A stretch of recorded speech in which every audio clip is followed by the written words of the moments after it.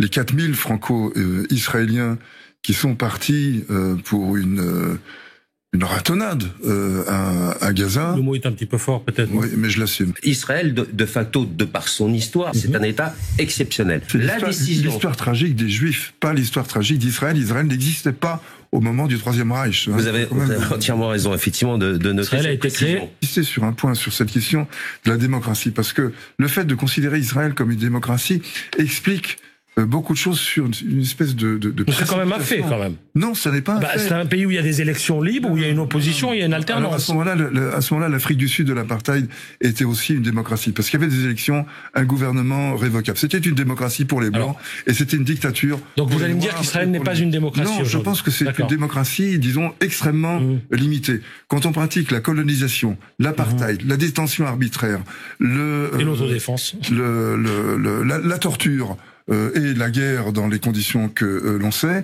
me semble que se revendiquer du titre de démocratie est quand même pour le moins choquant. Je pense qu'il est démocratique et je pense que c'est à peu près admis.